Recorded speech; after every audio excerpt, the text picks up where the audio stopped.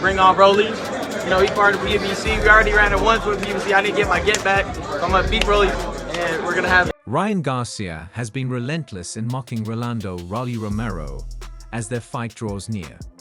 He has dismissed Romero as the easiest payday of his career, openly ridiculing him as a clown unworthy of sharing the ring. In a recent interview, Garcia even joked that sparring with his trainer would be more challenging than facing Romero. Is a tremendous fighter. He's a tremendous fighter. The only people he cannot be happens to be myself, Gervonta Davis, and depression. So. Garcia continued his verbal assault on Romero, taking to social media to declare, "I'm bringing the broom on May 2nd. Sweep time," signaling his intent for a clean and dominant victory. He didn't stop there, claiming Romero's fighting style was predictable and that his only real chance was to hope for a miracle. Not one to stay silent, Romero fired back, dismissing Garcia as all Instagram and no substance. He argued that Ryan's popularity stemmed more from social media than his actual boxing skills.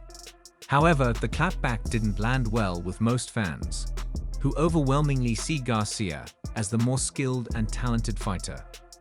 With tensions escalating and trash talk reaching new heights, the build-up to their May 2nd clash has turned into a high-stakes grudge match, promising fireworks in the ring.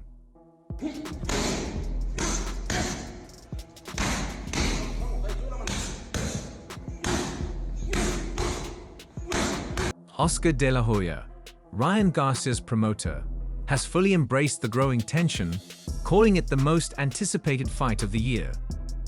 He boldly claimed that the Cinco de Mayo weekend showdown in New York would be unlike anything boxing fans have ever witnessed. Drawing parallels to the golden era of the sport, De La Hoya compared the event to legendary fights held in iconic outdoor arenas like Yankee Stadium. The Ryan Garcia fight against Rolly Romero is going to surpass anything you've ever heard of or seen, he declared. It's going to be monumental. He's gonna fight Rolly, accept the bout with Rolly. I give him $200,000 cash if he beat Rolly. Now, once he lose to Rolly, I don't want him to ever say Tank name again. For casual fans, De La Hoya's excitement might sound convincing, but die-hard boxing followers aren't buying the hype. The reality is that Romero has already suffered 2 knockout losses and looked unimpressive in his last fight against Manuel James. Meanwhile, Garcia is at the peak of his career, making this matchup feel more like a mismatch than a historic showdown. The undercard isn't doing much to build excitement either. Devin Haney is set to face Jose Ramirez, who's coming off a loss to Arnold Barboza Jr. Fans, to say the least, are lukewarm about the event. In front of you, and ready to go. I'm very feel right now. I'm very feel. Do you feel a little disrespected? Because everybody says if he wins this fight, he's going to Haney immediately. So do you feel like you're getting a little looked over? My daughter's on my undercard. What weight is the fight out, 47.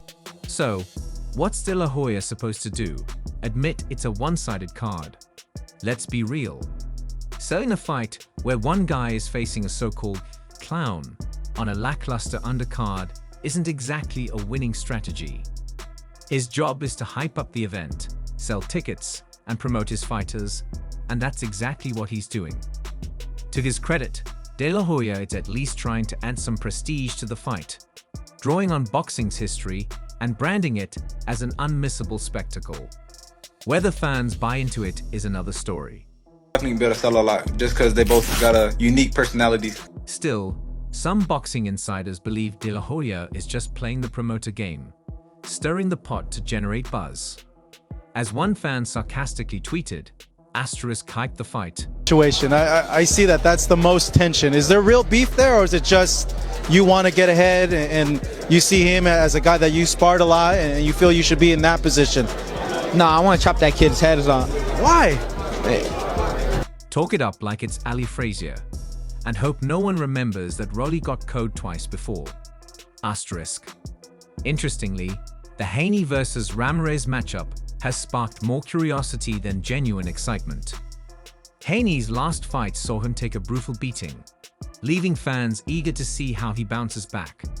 There's real speculation that he might crumble under pressure, with many questioning whether he's fully recovered, mentally or physically, from his previous defeat. I mean, I would say Pitbull Cruz is a more difficult fighter than Ryan Garcia. Wouldn't you agree? He's much more durable. He punches. He's aggressive. Ryan Garcia would run like a turkey. If Ramirez has anything left in the tank, he could very well put an end to Haney's run for good. However, Haney's team remains confident that he's ready to bounce back stronger than ever. Meanwhile, Oscar De La Hoya revealed that Isaac Pitbull Cruz was considered as an opponent for Ryan Garcia, but Cruz declined the offer due to prior commitments. Do you want that rematch with Ryan Garcia? Is that something that's like, man, I gotta get that back? He was right here. I get it back right now. Because it's just, you know, if somebody did you like that, you want to take it because I did that already. Asterisk maybe next time, if Ryan wins against Rolly asterisk, De La Hoya stated, emphasizing that they're always looking to make exciting fights. Fans were quick to point out that Cruz would have been a far better matchup for Garcia than Romero. Many believe that Turki El-Alshik, who is helping organize the event, should step in and arrange last-minute replacements for both Romero and Ramirez to add more credibility to the... I still think Devin Haney can beat Ryan Garcia. Oh, yeah. I do. Don't fight that type of style. Don't stand right in front of him. Yeah. Do your Devin Haney, and get out of there. And that's what you do with rematches. You find everything you did wrong, you know it instantly. De La Hoya's hype machine isn't slowing down. He continues to emphasize the significance of Cinco de Mayo weekend for boxing, insisting that Garcia's fight will be nothing short of spectacular. However, most fans aren't buying into the narrative. They see this as a predictable matchup, with Garcia likely steamrolling Romero without much resistance. While the fight might provide some one-sided entertainment, Ryan Garcia would be an amazing fight, you know. Me and Ryan sparred way back when, you know. We sparred twice, and there's always it's gonna be. I mean, that fight will sell out. I know that fight will sell out. it lacks real suspense.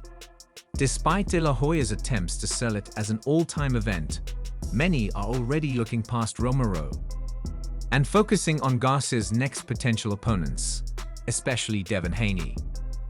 I mean, I hope he keeps training with Derek James. It was a good performance. Mm-hmm. Yeah, he won. Yeah. He stopped Jordan. Mm-hmm. Yeah. The biggest intrigue for fans now is how Haney will perform in his upcoming fight. His reputation took a major hit after his last defeat, and many question whether he can ever regain his former dominance. Some even speculate that Haney might be mentally checked out, taking this fight purely for the payday.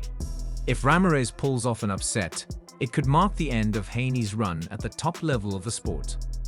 Ultimately, De La Hoya's job is simple: sell the fight, keep the hype alive, and convince fans this is a must-watch event. Whether it delivers or not, the real question remains: can Haney survive this test? And will Garcia finally move on to more serious competition? Let's be honest, man. Tank's toughest opponent by far has been me. Me and him are gonna run that back. I'm gonna get my world title May 13th, and then me and him gonna run that. What happened? Come back to get it rolling. Tank had him from the beginning. I'm not saying about the game prior to that. I can see what's going on. Either way, fans are eager for the drama to unfold. However, the real buzz right now is surrounding Ryan Garcia's decision to reunite with Eddie Reynoso, a move that has sparked mixed reactions. While some are excited to see Garcia return to the coach who helped guide him to one of his best performances against Lou Campbell, others view it as just another chapter in his ongoing struggle to stick with one trainer. His abrupt departure from Derek James after only 2 fights has left many questioning whether Garcia's real issue lies with his trainers or if there's a deeper problem at play.